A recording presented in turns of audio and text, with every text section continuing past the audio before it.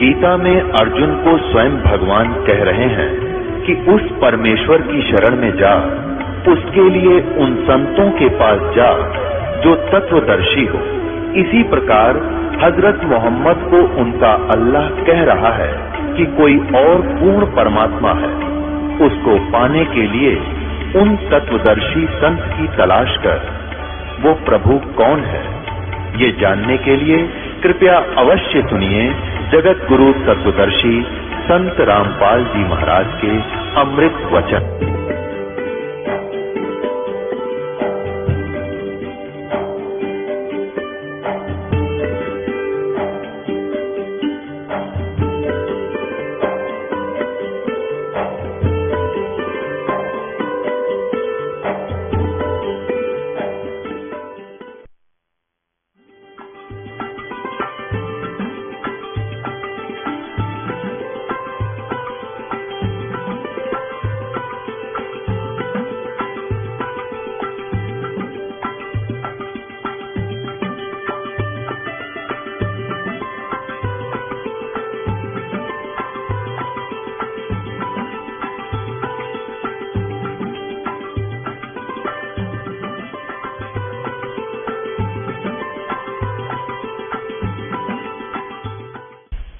पुण्यात्मो,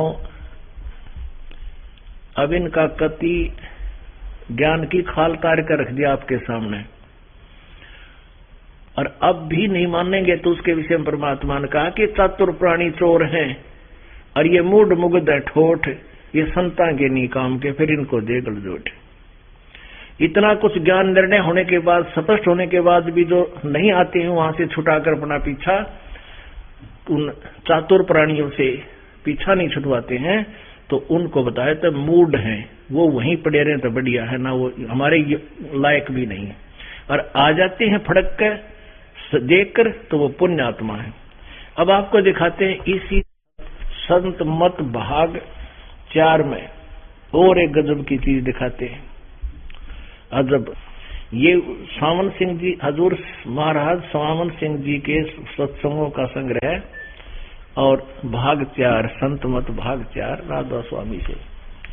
अब आपने 261-62 पढ़ा, 264 पर देखिएगा। यहाँ क्या कह रहे हैं संत जी। सत्संगी ने पूछा किसते? सावन सिंह जी थे। हजूर संतों की पदवी कहाँ तक है? महाराज सावन सिंह जी उत्तर दे रहे, हमारी इतनी बुद्धि और अकल नहीं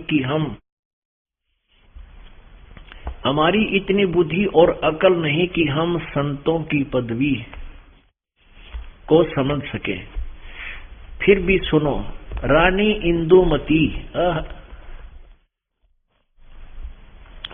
इंदुमती कबीर साहब के समय में हुई थी। पहले कबीर साहब मालिक में जाकर विलीन हो गए, यानी ये मानना इनका कि यहाँ से साधना करके संत बीर भगत भी सतलोक में ऐसे समा जाते हैं जैसे समुद्र बूंद में। पहले कबीर साहब जी मालिक में जाकर विलीन हुए, यानी उसमें समा गए बूंद की तरह। फिर रानी हुई, रानी भी समा गई। जब रानी ने सचखंड में जाकर कबीर साहब की पदवी देखी तो कहने लगी, महाराज यदि आप पहले ही बता देते कि मैं ही अकाल पुरुष हूं तो मैं भजन सुमन कर कर के व्यर्थ परेशान न होती। कबीर साहब ने उत्तर दिया, तुमको उस समय विश्वास नहीं आना था। देखो इनकी अकल गान जारी है कि देखियो। अब क्या करें सावन सिंह जी, हमारी इतनी बुद्धि अकल नहीं है कि हम संतों की पदवी को समझ सकें। फिर भी सुनो, रानी इंदुमती कबीर साहब के समय में हुई थी। पहले कबीर साहब जाकर मालिक में मिल गए बूंद समुद्र में, और फिर रानी मिल गई, और फिर वो बतलाए क्यों करोड़े जाकर जब बूंद की तरह वो समा गए दोनों, तो वो बतलाए कैसे, आपस में बातचीत कैसे हुई। तो और फिर साफ कह रहा है,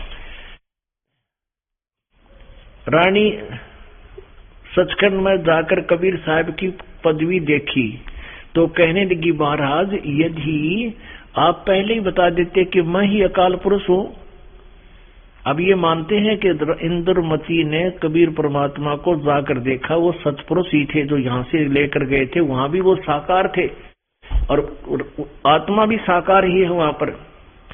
और ये कहते हैं यदि तू पहले मुझे बता देते, आप बता देते तो मैं काल पुरुष हूं, तो मैं भजन सुमन कर कर के व्यर्थ परेशान न होती।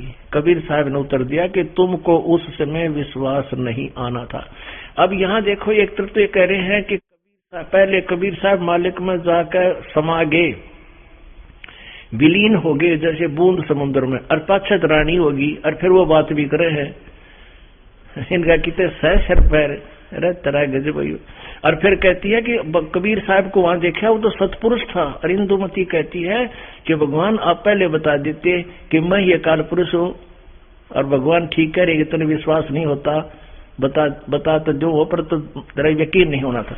अब ये कथाएं तो ले रखी है कहीं कहीं से कबीर परमेश्वर के इस यथार्थ ज्ञान से, लेकिन इसमें अपनी अज्ञान सोच भी अड़ा दी कि पहले कबीर साहब जाके उसमें समा गए, फिर रानी समाएगी।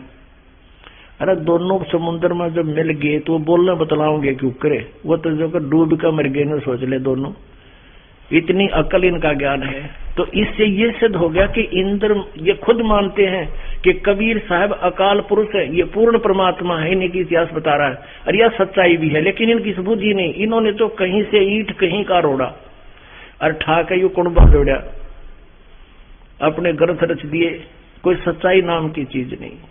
निरंजन धन तेरा दरबार निरंजन, जहां पर तनिक न न्याय विचार, जहां पर तनिक न न्याय विचार। वैसा उड़े मलमल खासा गल मोतियों के आड़, वैसा उड़े मुलमुल खासा गल मोतियों के हार।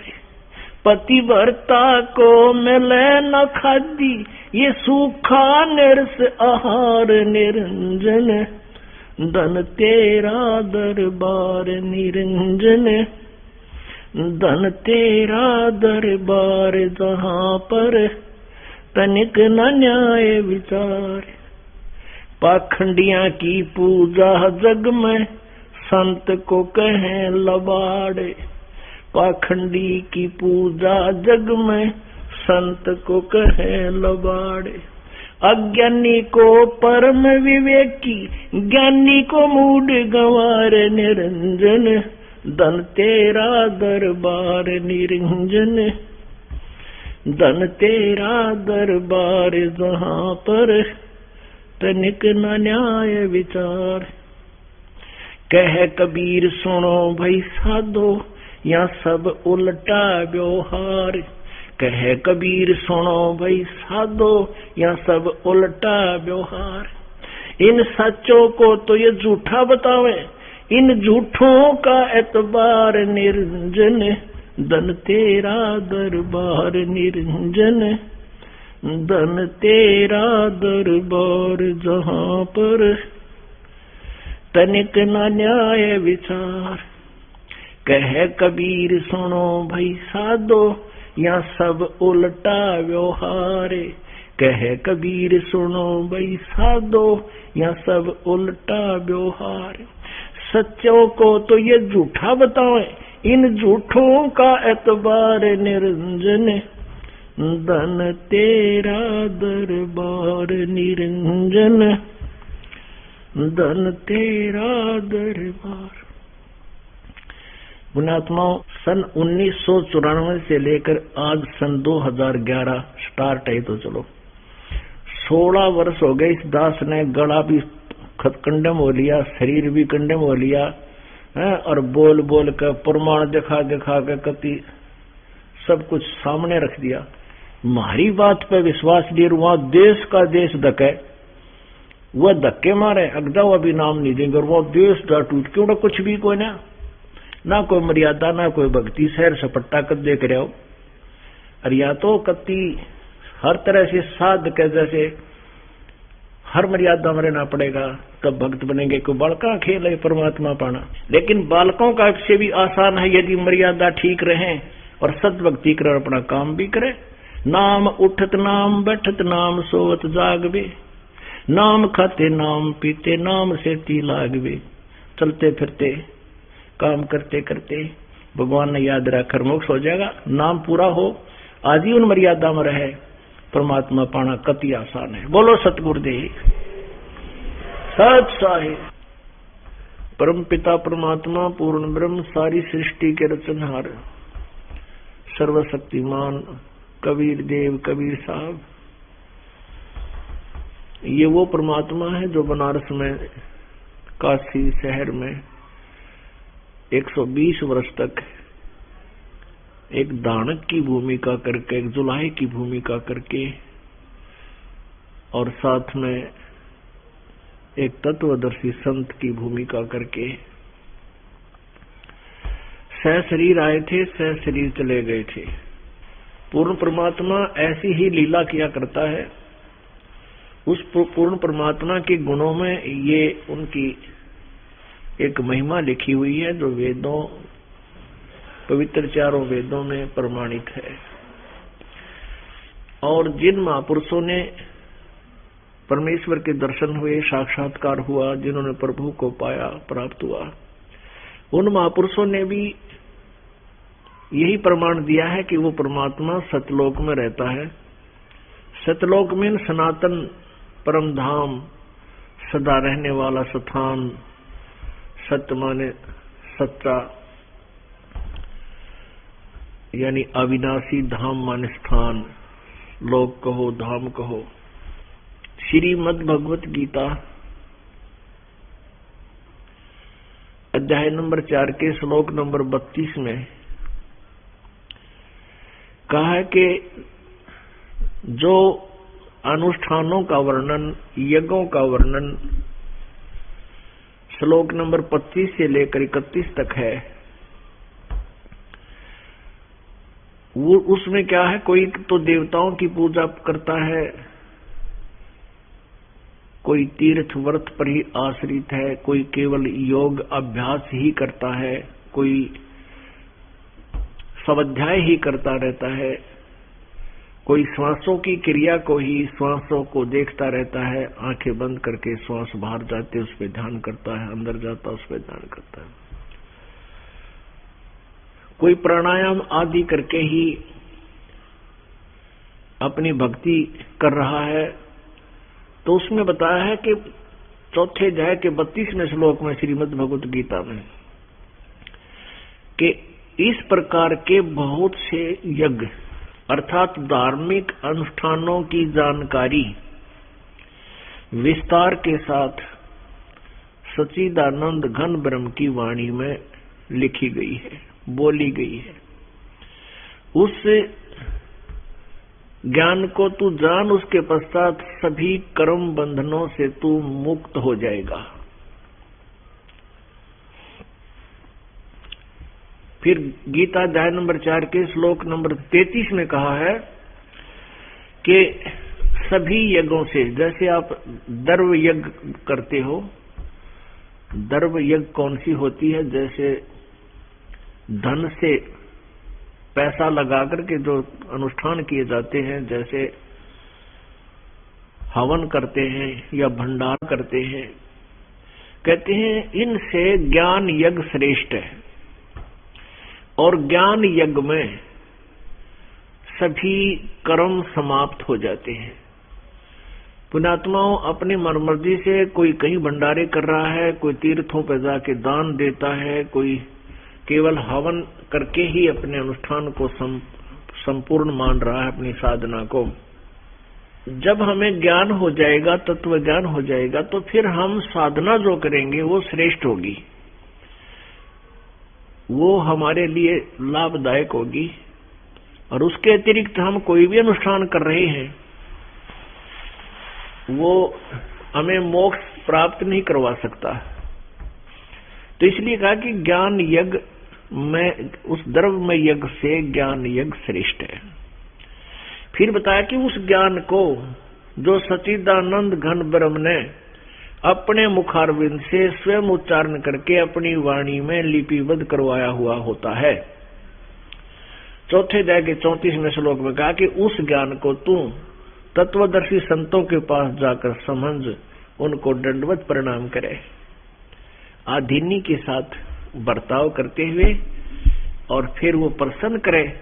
फिर तत्वदर्शी संत तुझे उस परमात्मा के बारे में, परमेश्वर के बारे में, परम अक्षर ब्रह्म के बारे में जानकारी देंगे। फिर जैसे वो बताओ तू ऐसे कर, फिर तेरा मोक्ष हो जाएगा। तो परमात्मा पूर्ण ब्रह्म इसी उद्देश्य से अपने तत्व ज्ञान का प्रसार करने के लिए, काल के द्वारा फैलाए गए अज्ञान को समाप्त करने के लिए, पांचवें वेद का यहाँ पर प्रकाश करने के लिए वो स्वयं ही अपने लोक से गति करके आते हैं, चल कर आते हैं। पुण्यात्माओं, परमात्मा की अमर वाणी को, अमर कथा को जितनी बार सुने उतनी बार ही आनंद आना चाहिए। तो परमेश्वर प्रत्येक युग में आते हैं और वो खुद भी अपनी अमृतवाणी में बताते हैं, चारों युग में संत पुकारे, कूक कहा हम हेल रे, हीरे माणिक मोती बरसे, ये जग चुगता ढेल रे। परमात्मा कहते हैं कि मेरे से परिचित वो पुण्यात्माएं जो मेरे से परिचित हुई, मुझे पहचाना, जिन्होंने मेरा सतलोक देखा, उन्होंने भी आवाज लगा लगा के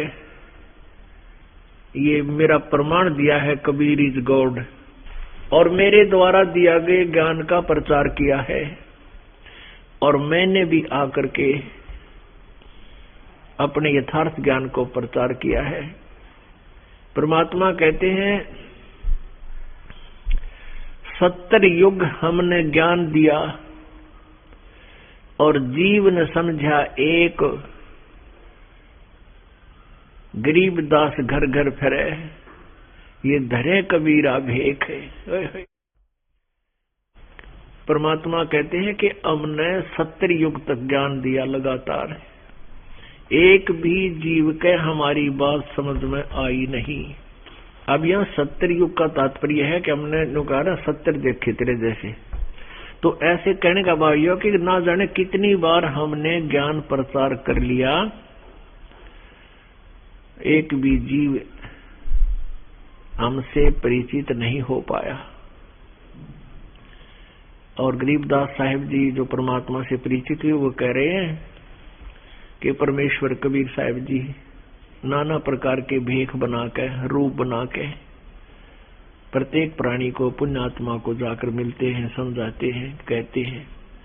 लेकिन इस अज्ञान से इतने हम भ्रमित हो जाते हैं, हम परमात्मा की परिभाषा ही भूल गए। हमने परमात्मा को निराकार मान रखा है, फाइनल कर दिया कि परमात्मा तो आकार में आता है को नहीं। और जबकि हमारे सद्गुरु सभी बताते हैं कि वो परमात्मा साकार है, मनुष्य दृश्य है, और वो सतलोक में वहां तख्त पर विराजमान है। तो उस परमेश्वर ने आकर के अपना ज्ञान दिया, अपने विषय में जानकारी दी, एक दास बनकर एक अच्छे भक्त की भूमिका भी परमेश्वर आप ही करके एक उदाहरण पेश करते हैं, और एक तत्वदर्शी संत की भूमिका भी वो स्वयं ही करते हैं। एक अच्छे नागरिक की भी भूमिका वो स्वयं ही करते हैं। एक सुयोग्य शिष्य की भूमिका भी वो ही करते हैं, और वो हमारे लिए उदाहरण देते हैं। हमने अपने परमात्मा के पद चिन्हों पर चलना होगा। परमेश्वर सारी सृष्टि के रचनहार, सबके धारण पोषण करता, और स्वयं फिर कपड़ा बुनकर गुजारा कर रहे हैं। कपड़ा बुनते हैं, उसकी जो मेहनताना आ जाता है, उसकी दिहाड़ी मजदूरी, उससे अपने कुनबे का गुजारा करते हैं, परवरिश करते हैं, और फिर भी कुछ बच जाता है उसमें से पैसा, तो भंडारा धर्म पुण्य कर देते हैं। अब यहाँ परमात्मा का परिवार नहीं था, लेकिन 2 बच्चे मृत जिंदे किए थे, जीवित किए थे। एक लड़का जिसका नाम कमाल रखा, जो 12-13 वर्ष की आयु का था और उसकी मृत्यु हो गई थी। घर वालों ने उसका संस्कार कर दिया था, जल प्रवाह कर दिया था। कुछ कबीले ऐसे हैं जो जल प्रवाह कर देते हैं, जो मुर्दा शरीर अंत होने के बाद। तो परमात्मा ने शेख तकी एक नामक सिकंदर लोधी दिल्ली के बादशाह के पीर की जिद पर उस लड़के को जीवित किया था। फिर उसका नाम कमाल रख दिया था, अपने साथ अपने बच्चे के रूप में उसको रखा, फिर भक्ति दी। इसी प्रकार शेख तकी की लड़की कमाली लड़की 10-12 वर्ष की मृत्यु को प्राप्त हो गई थी। उसको कब्र में दबा दिया था और परमात्मा ने चाहा था कि ये शेख तकी भी समझ जाए, इसकी बुद्धि ठिकाना आ जाए, इसलिए कब्र से निकलवाकर उस लड़की को जीवित किया था। उस लड़की ने अपने पिता को त्याग दिया, अपने ओरिजिनल फादर, ओरिजिनल पिता यानी परमेश्वर कबीर जी को अपना पिता मानकर उनके साथ रही। तो ये 2 बेटियां थी, परमात्मा की कोई पत्नी नहीं थी। परमात्मा कबीर जी का ये परिवार था। उनके 2 मुंह बोले माता पिता थे, जिनको परमेश्वर लहर तारा तालाब में कमल के फूल पर एक शिशु रूप में मिले थे। ये परिवार था। तो परमेश्वर ने अपने इस बिचली पीढ़ी के लिए, अब ये बिचली पीढ़ी चल रही है। प्रथम चरण में परमात्मा आए थे काशी में और मगहर से वो शरीर चले गए थे। 120 वर्ष तक यह लीला करके गए थे और अपने ज्ञान का प्रचार कर गए थे, जिसको आदरणीय धर्मदास साहेब जी ने, जो परमात्मा की शिष्य थे, जिसके विषय में पिछले समागम में वो सत्संग सुनाया था, उस प्यारी आत्मा ने परमात्मा के उस अमृत वाणी को, सच्चिदानंद घन ब्रह्म की वाणी को लिपिबद्ध किया था, जो आज हम पढ़ और सुना रहे हैं आपको, जिसके आधार से ये दास आपको सत्संग विचार सुना रहा है। ये ज्ञान परमात्मा ने 600 वर्ष पहले प्रचार किया था, लेकिन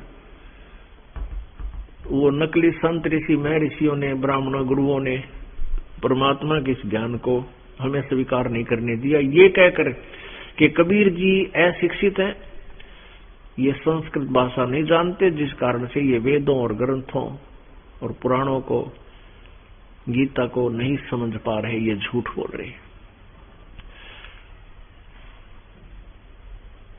तो उस समय तो ये दाल उनकी गलगी, लेकिन परमात्मा ने को पता था कि बिचली पीढ़ी आवेगी, तब शिक्षा का प्रचार करवाऊंगा। ये सब गॉड गिवन है जो हमें प्राप्त है। आप पिछले इतिहास देख लो, सतयुग त्रेता द्वापर में माया की इतनी दौड़ नहीं थी, जनता को एजुकेशन की आवश्यकता नहीं थी, अक्षर ज्ञान नहीं करते थे, लेकिन एक वर्ग जो है, जैसे ब्राह्मण वर्ग था, वो पढ़ता था, अक्षर ज्ञान ग्रहण करता था, उन्हीं के बच्चे अक्षर ज्ञान ग्रहण करते थे और बाकी जनता को परमात्मा की जानकारी वो मौखिक दिया करते थे और अन्य व्यक्तियों ने कोई ज्ञान ग्रहण करने की आवश्यकता, अक्षर ज्ञान की आवश्यकता नहीं पड़ी थी, जिस कारण से अक्षर ज्ञानहीन प्रजा ने, जनता ने उन ज्ञानहीन ऋषि महर्षियों को, जो संस्कृत भाषा जानते थे, महाविद्वान और वेदों और पुराणों के, गीता जी के ज्ञाता मान लिए थे। और उन्होंने जैसे भी जो दंत कथा हमें सुनाई, हमने स्वीकार कर ली थी। और परमेश्वर ने आके बताया था वो 600 वर्ष पहले वो ज्ञान कि ये ब्रह्मा विष्णु महेश और अन्य जितने देवता हैं ये सभी नाशवान हैं, ब्रह्म भी नाशवान है, दुर्गा की भी मृत्यु होती है। केवल एक पूर्ण परमात्मा है जिसकी भक्ति करनी चाहिए, आन उपासना भी नहीं करनी चाहिए, न ये मूर्ति पूजा नहीं करनी चाहिए। तो इस प्रकार के ज्ञान का बहुत जबरदस्त विरोध हुआ था उस समय, और उनकी दाल भी गल गई थी, क्योंकि जनता परमात्मा से दूर हो गई थी। जबकि 64 लाख शिष्य परमात्मा के थे, और 64 लाख शिष्य वैसे ज्ञान से नहीं हुए थे, वो समाधान से हुए थे। परमात्मा के पास जो भी आ जाता था दुखी प्राणी, उनके आशीर्वाद से, और जो वो मंत्र जाप के लिए देते थे कुछ उससे वो ठीक हो जाते थे, स्वस्थ हो जाते थे, उनका निर्धनता भी समाप्त हो जाती थी। लेकिन उनको ज्ञान नहीं था, जिस कारण से उन भ्रमित करने वाले नकली गुरुओं की बातों में आगे और भगवान से दूर हो गए थे। उन्हीं में से आप जी हैं। आज जो परमात्मा की शरण में आ रहे हैं वो 64 लाख शिष्य जो 600 वर्ष पहले प्रभु के थे, वो सब विमुख हो गए थे, चले गए थे, यानी परमात्मा से दूर हो गए थे, भक्ति छोड़ दी थी, लेकिन गुरुद्रोही नहीं बने थे।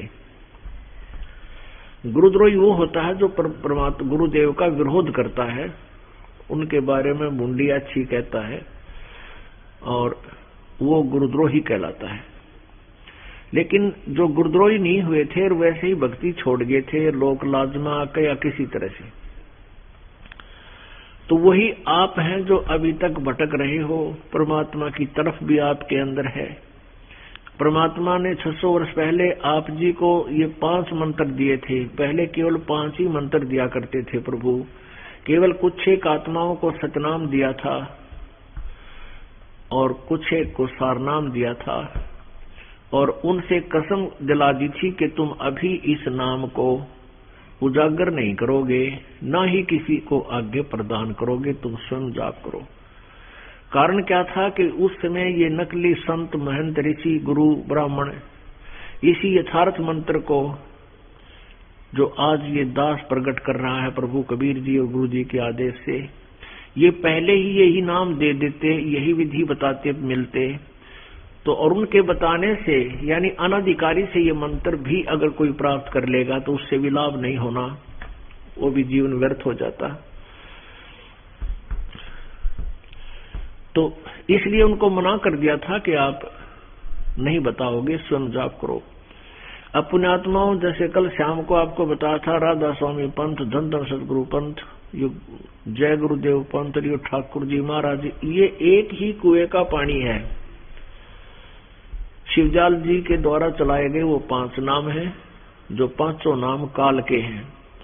उनसे अलग है मोक्ष नाम, वो इनको पता नहीं था। और यदि ये ज्ञान, ये तत्व ज्ञान और ये सतनाम और ये सार नाम पहले से डिक्लेयर हो जाता तो ये नकली संत पंथ यही नाम देते पाते, फिर हम भिन्नता नहीं बता सकते थे आपको।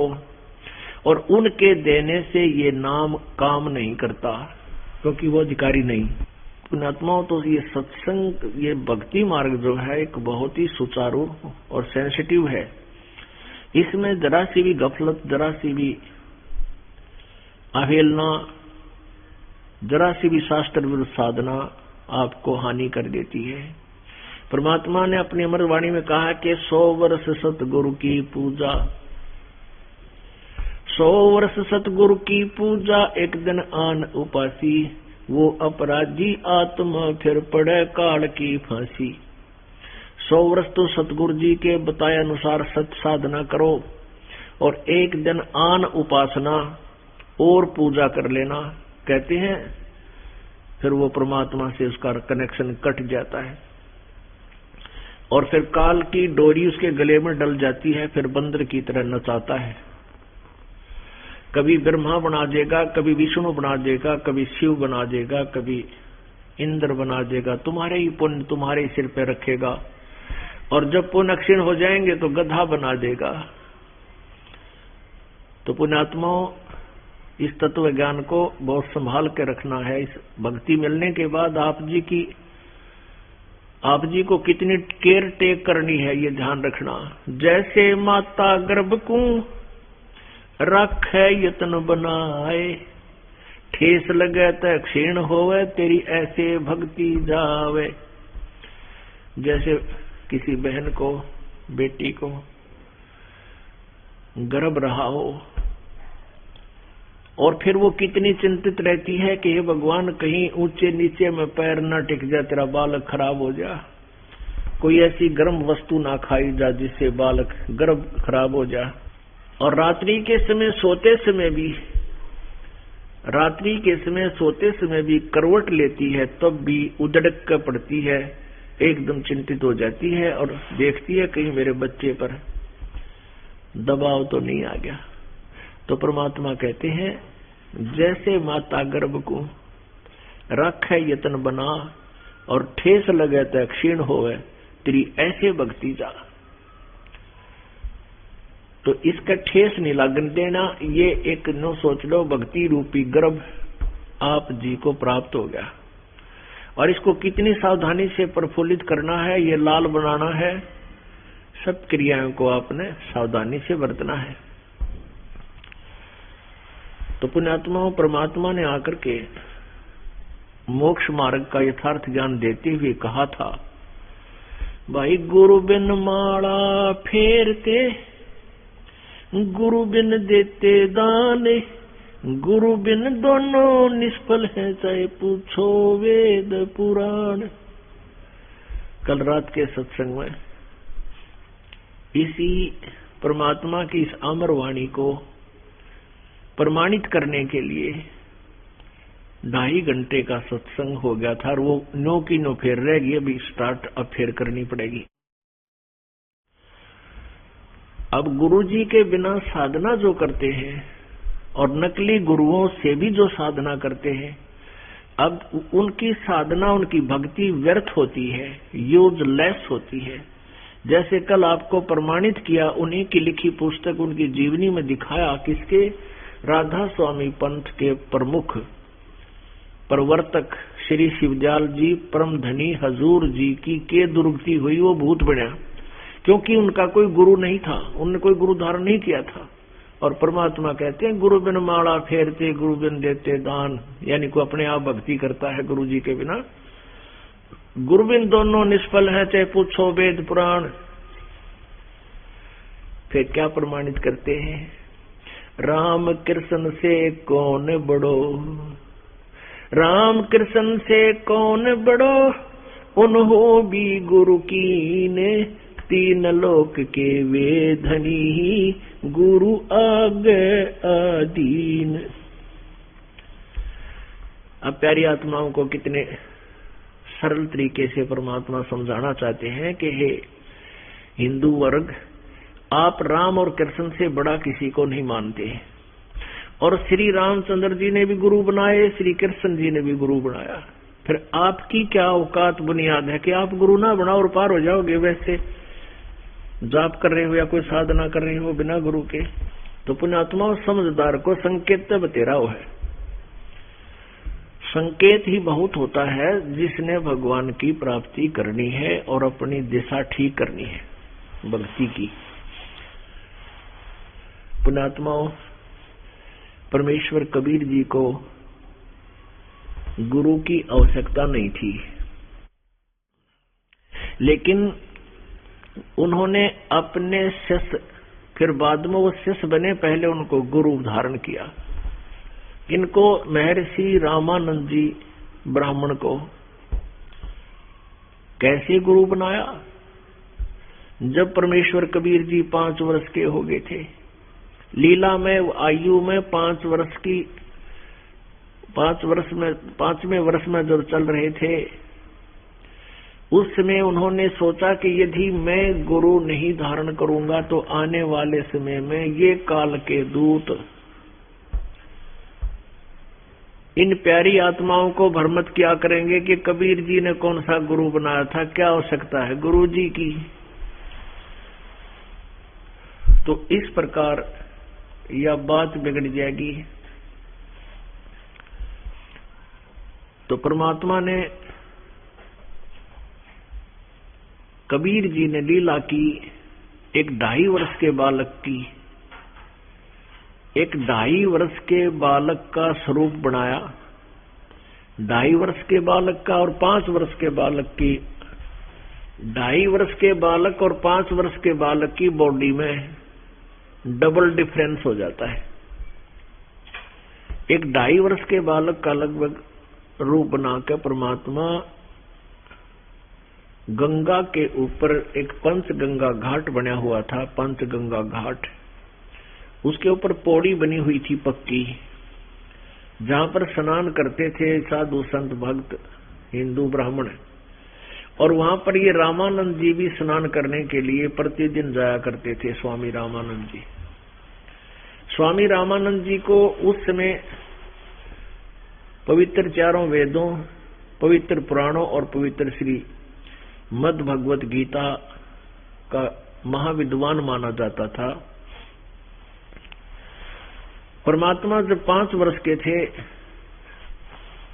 5 वर्ष की आयु दिखा रहे थे, आयु परमेश्वर की 5 वर्ष की लीला में आयु थी, तो उसमें स्वामी रामानंद जी 104 वर्ष के थे।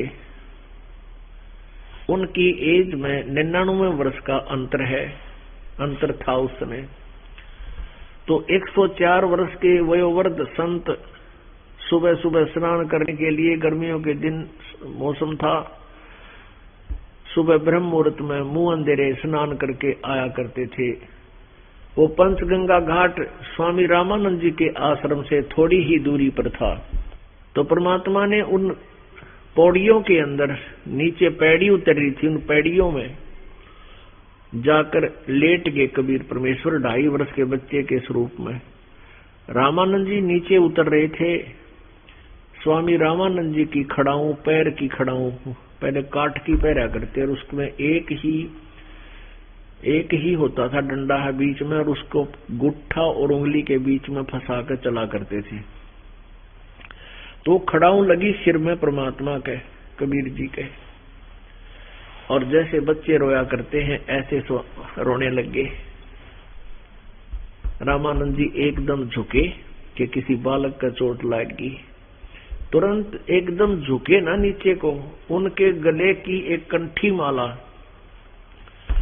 एक तुलसी के मनिया, एक तुलसी का मणका होता है लकड़ी की, तुलसी की लकड़ी का, एक ही होता है एक धागे में, उसको वैष्णो संत की पहचान मानी जाती है। वैष्णो जो साधु होते हैं, विष्णु जी के उपासक, उनकी ये पहचान है कि एक वो कंठी पहनते, उसको कंठी बोलते हैं, माला कहो चाहे कंठी, उसको वो निकल कर उनके गले से, स्वामी रामानंद जी के गले से निकलकर कबीर जी के गले में डल गई। वो तो डालनी थी परमात्मा ने, और स्वामी रामानंद जी नहीं देख सके अंधेरे में। बच्चा रो रहा था, रामानंद जी ने सिर पे हाथ रखा कि बेटा ना रो, राम राम बोल, राम के नाम से सब दुख दूर होते हैं, राम नाम बोल। अब कबीर साहब चुप हो गए। रामानंद जी ने वो बैठा दिया बालक के, बेटा बैठ जा, मैं स्नान कर लेता हूँ, फिर तुझे तेरे घर भिजवा दूंगा, तो रास्ता भूल गया रात में। उन्होंने सोचा रास्ता भूल कर यहाँ आ गया है, लेकिन परमात्मा तो, स्वामी रामानंद जी रास्ता भूले हुए थे, उसको रास्ता दिखाने के लिए वहां प्रगट हुए थे। ये लीला की थी। पूर्ण परमात्मा को छोड़कर आन उपासना में वो लगे हुए थे। परमेश्वर वहां से अंतर्ध्यान हुए, अपने मुंह बोले माता पिता के घर पर जाकर विश्राम किया, लेट गए। फिर स्वामी रामानंद जी स्नान करके बाहर आए, उन्होंने देखा कि बालक तक को नहीं, कहीं चला गया होगा, सोचा निकल गया होगा, बालक है चला गया होगा, चांदना हो गया है, उसने अपने रास्ते का पता होगा, बात भूल भाल गया। उधर से परमेश्वर कबीर जी ने जगह जगह जाकर,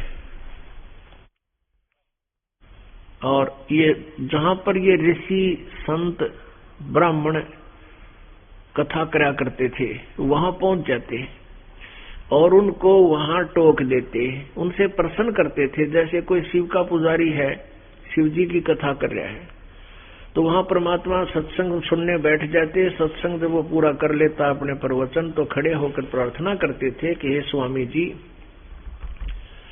मेरी कोई शंका का समाधान कीजिए। तो परमात्मा से वो कहते थे, वो संत ऋषि गुरु ब्राह्मण, क्या बच्चा प्रश्न करो, क्या बात है।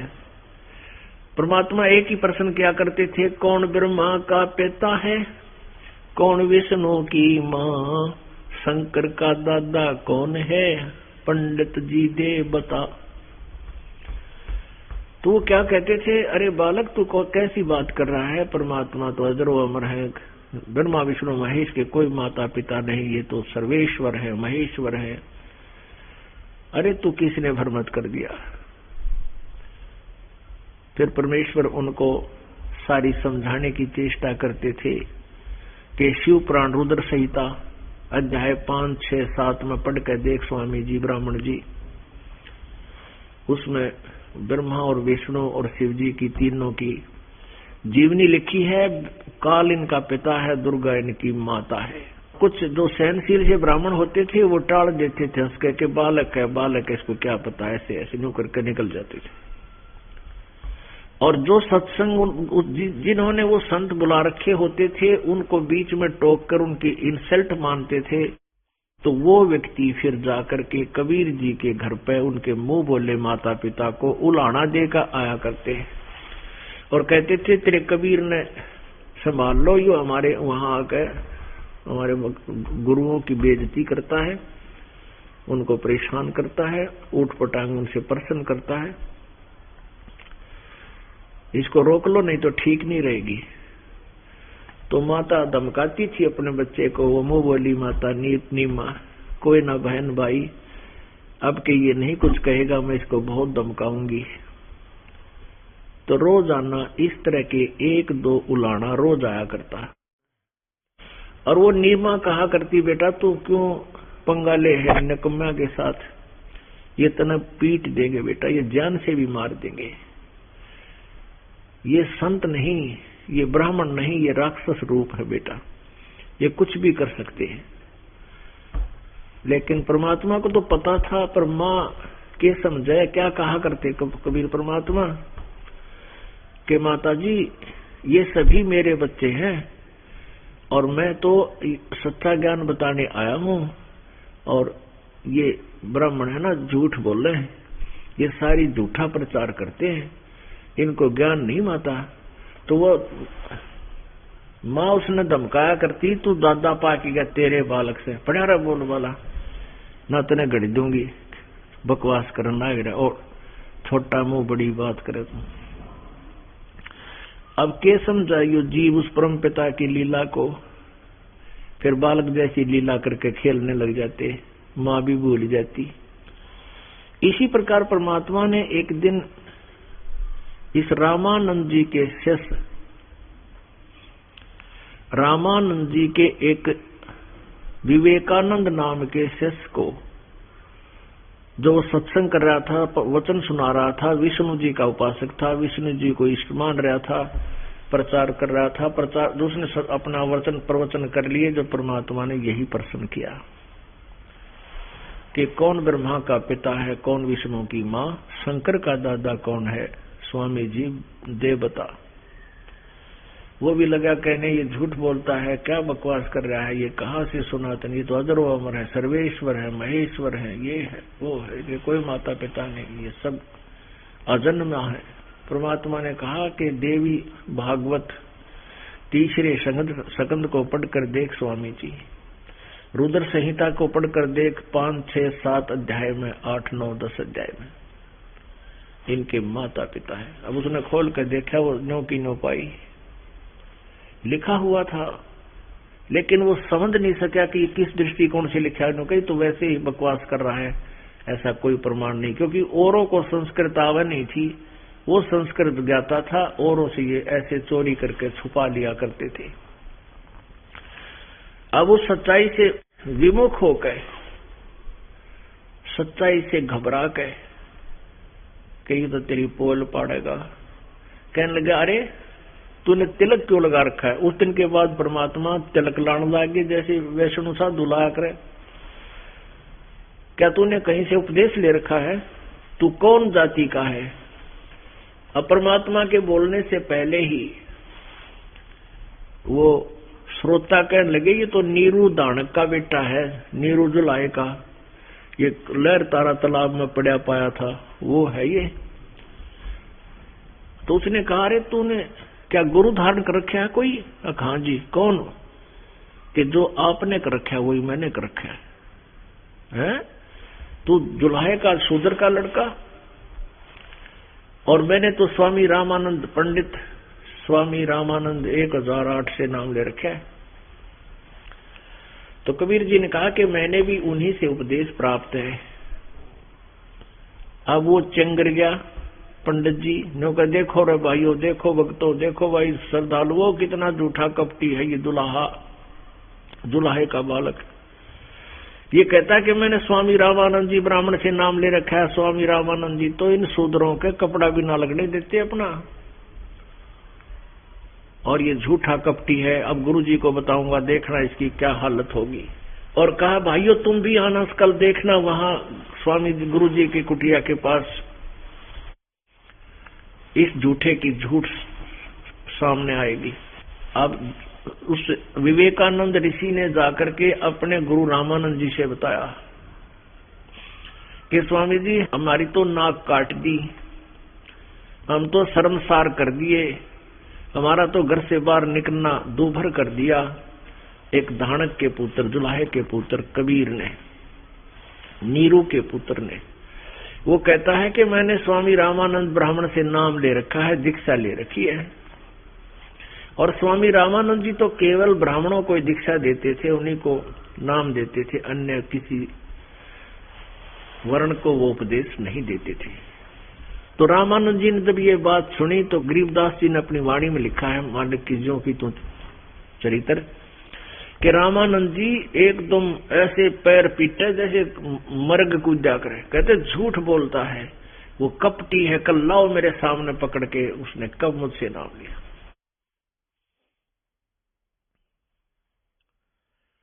उसी समय सुबेरे उठ के वक्त पे वो विवेकानंद ले गया 8-9 मस्टंडा ने, लठवाले ने, ब्राह्मणा नर गया वहां जुलाहों की कॉलोनी में, मकान पूछा कबीर का मकान कहाँ है, नीरू का मकान कहाँ है। जब वो गली में किसी से पूछ रहे थे, एक ने जाके उनके नीरू के घर में बता दिया, नीमा आज तुमने क्या गलती कर दी, तुम्हारे घर की तरफ 8-9-10 ब्राह्मण आवे लठ लिए। और नीमा जानगी कि कबीर ने फिर कोई छेड़ाछाड़ी की है इनको। उसने जाकर कहा बेटा तूने कुछ कह दिया क्या किसी को? अखा माँ कल एक ना वो विवेकानंद ऋषि सत्संग कर रहा था वहां पर, मैंने तो यही पूछा था कि ब्रह्मा विष्णु महेश के माता पिता कौन है, मुझे बता दे।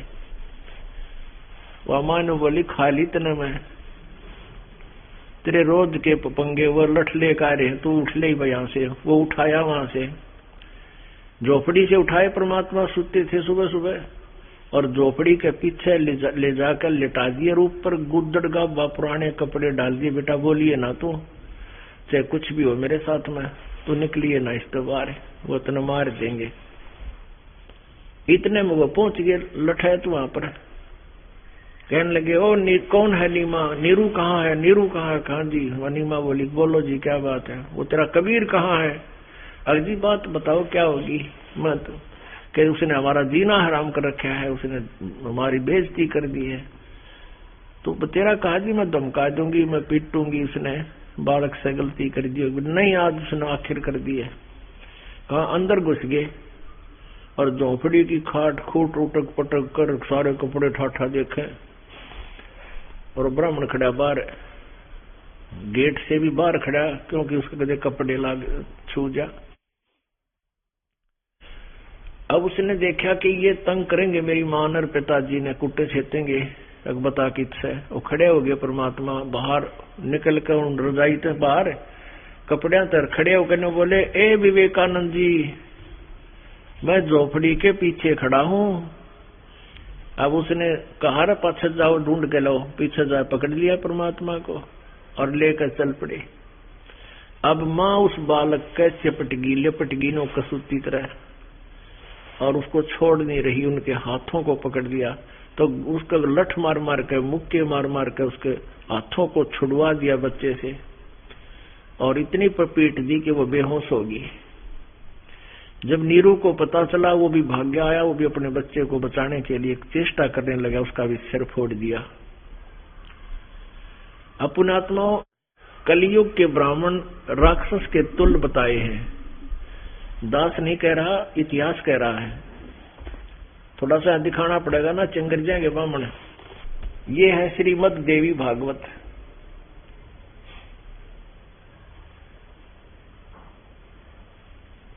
ये है श्रीमद् देवी भागवत यानी देवी पुराण, गीता प्रेस गोरखपुर से प्रकाशित है। इसके संपादक कौन है? हनुमान प्रसाद पोदार, चिमन लाल गोस्वामी।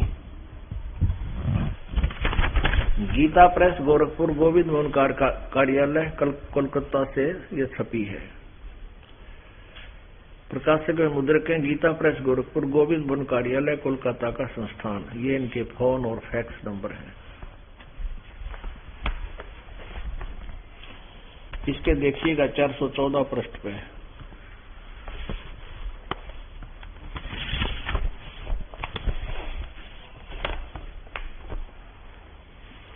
ये छठा स्कंद संक्षिप्त देवी भागवत 414 पृष्ठ पे। जन्मेजय ने, व्यास जी बता रहे जन्मेजय को, जन्मेजय ने पूछा, महाभाग किस युग में कैसा धर्म का स्वरूप है?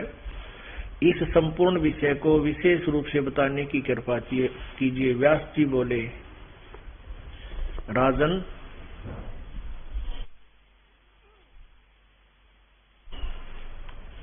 यह निश्चय है कि सतयुग में ब्राह्मण वेद के पूर्ण विद्वान थे। उनके द्वारा निरंतर भगवती जगदम्बा की आराधना होती थी। भगवती का दर्शन करने के लिए उनका मन सदा लायक रहता था। पहले तो ये स्पष्ट हो गया कि सतयुग के ब्राह्मण वेद के विद्वान बताए गए हैं, लेकिन वो दुर्गा की पूजा करते थे, जबकि वेदों में दुर्गा की पूजा कहीं नहीं लिखी।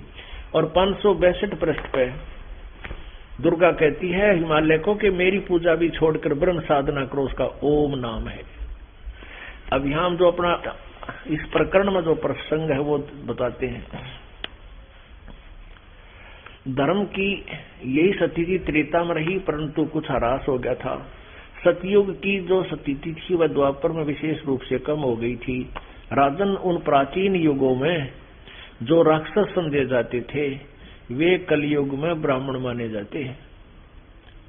जो सतयुग त्रेता द्वापर में जो राक्षस थे उनके सतर के आज कलयुगी ब्राह्मण है, क्योंकि अब के ब्राह्मण प्राय पाखंड करने में तत्पर रहते हैं। दूसरों को ठगना, झूठ बोलना और वैदिक धर्म कर्म से अलग रहना कलयुगी ब्राह्मणों का स्वाभाविक गुण बन गया है। पुण्यात्माओं,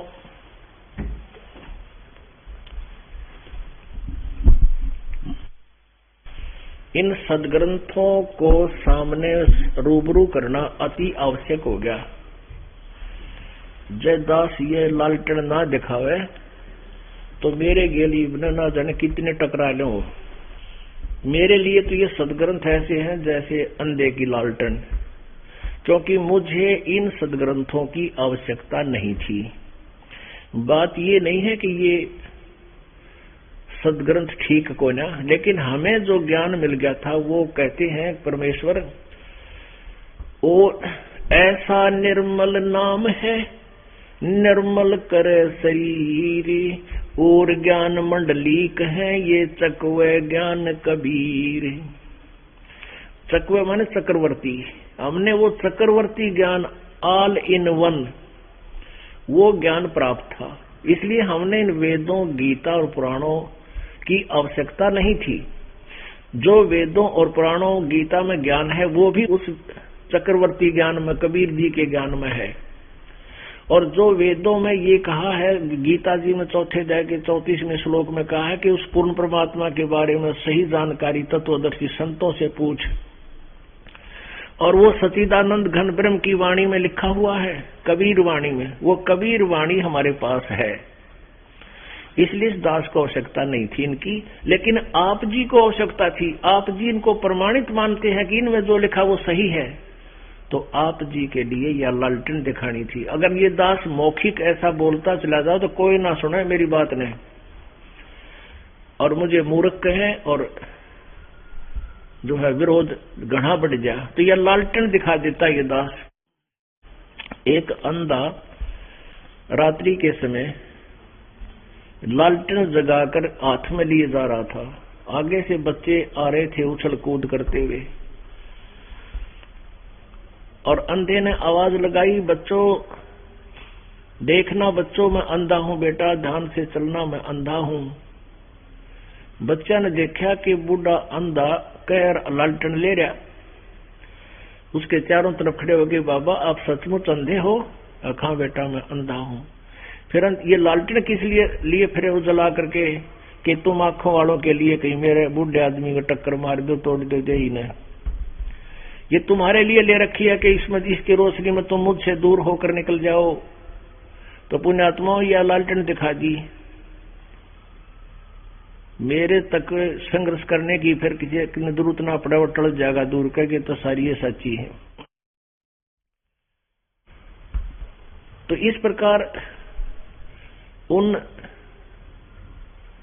ब्राह्मणों ने, उन नालायकों ने परमात्मा को जबरदस्ती घसीट कर ले गए, रामानंद जी के कुटिया के सामने खड़ा कर दिया, और रामानंद जी ने अपनी झोपड़ी के आगे एक पर्दा ला लिया कि मैं इसका शकल भी नहीं देखूंगा, उस लड़के की, जुलाहे के बालक की, और पर्दे के पीछे से उसे प्रश्न पूछकर सबके सामने ये सिद्ध कर दूंगा कि मैंने इसको नाम नहीं दिया।